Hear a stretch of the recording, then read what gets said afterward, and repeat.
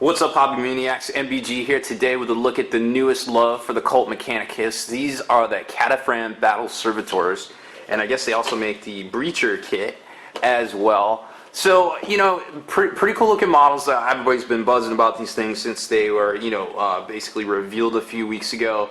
It's the coolest, by far, Mechanicus unit that we've seen yet. The tracked units, and then the dudes like high-wired in, the different weapons. There's two different types. You got the heavily armored kind of version here, and then you got kind of like the lightly armored dudes in the front. And, looking at the sprues, it's a really cool kit.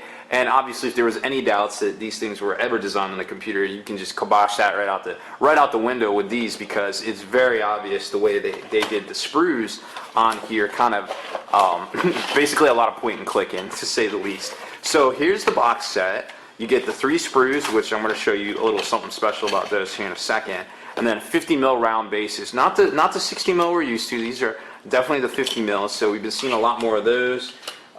Here in the more recent future, I guess the 2015s. Then you got this cool little decal sheet. Not exactly what we're all used to, but it does the trick. It's got some some glyphs and things, and some cogs, different color, just depending on what color you want to do your battle carapace here. You can kind of use the whites, or you can kind of use the darker icons there. So now, like what I was saying about these sprues here, if you notice anything, just eyeballing it right there from this vantage point, you can definitely see that they're all very super similar. Like, the layout of the sprue is very similar. The tracks themselves are similar. Where the weapons are, they're almost every piece is identical. Just looking at it right here, except for once you start getting a little closer to each one, you start noticing the differences. Like, let's take a look here. So for instance, the armor plating, the side armor plating on this one is a little bit different from this one here, but not by much. There's just like some subtle differences, and then when you get over to this one, you can really see that they are different. So, just like little subtle differences. You got some subtle, the heads are a little bit different. Where's the heads at? The heads right here are just a little different. You got a couple of different other options, like depending on the front, the carapaces, depending on which version you're going to take. But overall, everything is on here, and it's all pretty much laid out in the same spot. That doesn't mean that when you go to put these guys together, you won't get kind of like a I guess a good variety. Back in the day, you buy a model kit, and they'd all pretty much go together the one way, and you'd have to do a lot of work to try to make it a little bit more customizable. But with these, you can kind of pivot in a lot of places. You got the different heads, you've got the different track, the armor platings, and it's not just these armor plates too. It's the front, the leading edge has the armor plate, depending on which version you build as well. So then the actual weapons themselves, you've got, what is it, the heavy arc. Where's that? I think that's this one right here. So I should just leave it where it is so we can get the right shots here. So you've got the torsion cannons right here, and then you got the grav, of course, and the culverins right here. So a lot of different. Oh, and then of course you've got just the normal secondary weapons as well. So like I said, they're all pretty much in the same spots. And then you got the little hands that go on the sides right here, the little arms that go on the sides of the secondary weapons, depending on which one you choose. And there's one too. So the little ones there. So kind of a cool kit. And I've said this a lot too, that these I really feel like are going to be kind of the staple of a lot of conversions out there. There's always those kits that kind of come out, and you're like, oh man, it's so inspiring, it's so awesome. And you see so many conversions made off of these things, and I really feel that's how these are going to go. So as far as assembly goes, very simple. It's just the track units go together to form the central torso area here, and this is where you kind of get some variants, like these fronts. Some of them are a little different. You can put the toe cables there, or the toe hitches rather. Then, like I said, some of the very subtle differences. You got different exhaust systems right here. For the destroyers, you're going to have this kind of torso that the wires and stuff kind of hang down a little bit. And then you got these big beefy backpacks that are pretty cool. Then you start getting into the heavier type weapons, like the plasma culverin and the heavy grav cannon, like I already just showed you back there. So they go on the central kind of mount, and then they switch out depending on which one. So there is the opportunity Of course, I haven't, pulled these out and looked at them to see how easy it would be to magnetize them, but there is that potential, of course. And then over here, you've got the secondary guns, the Phosphor Blaster and the Cognis Flamer, and then you got the little Tyrannosaurus Rex arms, they go on the side there and kind of tighten them up just to give that whole Mechanicus feel. So here's a better look at how the assemblies for the heavy cannons go together right there.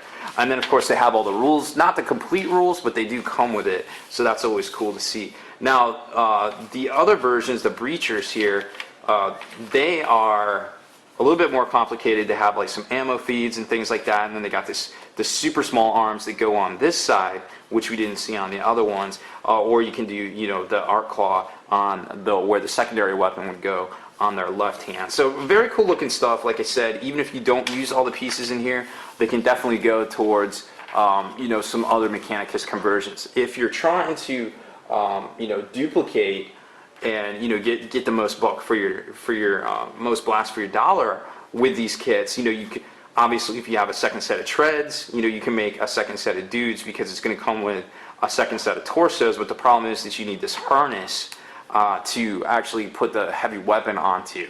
So those are going to be a little bit hard. If you have a harness and you have a second set of treads, you can do a little bit more with it. But I feel like at that point, in the secondary market or trading with people, you're probably not going to be able to find it. So they did a good job kind of keeping that to a minimum. But that being said, if you have some of these extra heavy weapons that go on, if you don't build the breachers and you have the destroyers, and you have some of these tips here, or even the whole assembly, the whole heavy weapon assembly, you can maybe mount it to like some sort of tripod kind of thing on a 50 mil base, and kind of go from there. You might have something that uses the top of receptacle of like a Predator turret, some sort of assembly in that fashion that maybe has like a tripod on it, and you can kind of switch it out there. So there is some potential to kind of get extend your money's worth out of these kits, but it's not obviously very easy to do without some scratch building and some kind of out of the box thinking.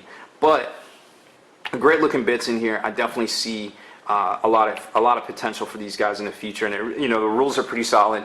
Definitely looking to see a lot more of these on the tabletop. I mean, Grav is a big equalizer right now, especially when we know that there's a formation in the Cult Mechanicus book that allows these guys to deep strike. So I feel like that's going to be a huge equalizer, maybe even an alpha strike kind of build here in the near future for these guys. I think you have to take one of the Magos Primes to guide them in, but still, I mean, even then, who cares? I mean, when you can deep strike in with like 18 grab shots right next to something, that's pretty terrifying for most people. But then again, there's stuff that it doesn't work on, so there's always that. If you need the rules for them, because the Codex isn't quite out yet, you can pick up this White Dwarf. I think it was last week's issue 68. They have all the rules for them right in here. Now we don't know what the Canticles of the Messiah. We're not exactly sure what all that's going to do yet, but it looks like it'll be something good. And the formation that's in this week's White Dwarf, you can actually use that on the Night Titans. And here's some interesting paint schemes to do for your guys here. Now this paint splatter was actually pretty cool because it kind of shows you how to do that like kind of palette flesh kind of palette, and it gives you some ideas on some of the glow effects on the Grav weaponry and things like that, and then just some general metal weathering in general. But remember, if you're trying to go for the true Martian feel for these, that you're probably going to want to dirty them up a little bit, because imagine if they're in their tracked vehicles rolling across the battlefield, they're going to be a little dirty, So you definitely want to stay true to that. If it's in your hobby arsenal and you feel like you can do it, it's pretty cool stuff. Now there are the little pieces, and things that you can put on here, like the little skulls and things like that.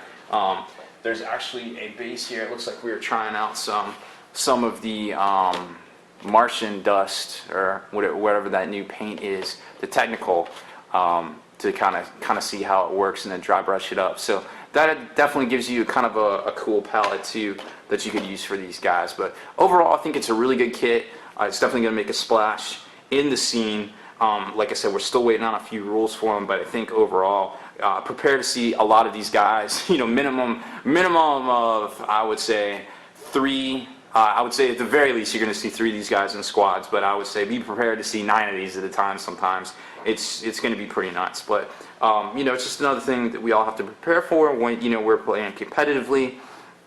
And obviously, don't take this kind of stuff against, you know, your Friday night crew, or, you know, your more casual crew that might not be able to handle it. But they are cool models, and hey, let's all have a blast with them, because that's what this hobby's all about. So that's about it for this one, guys. Make sure you stay in the trenches. Subscribe to this YouTube channel. Check out the blogs, BikeyBitsblog.com, and head on over to the Long War. That's where the battle reports live. For exclusive content and early access videos, become a veteran of the Long War today.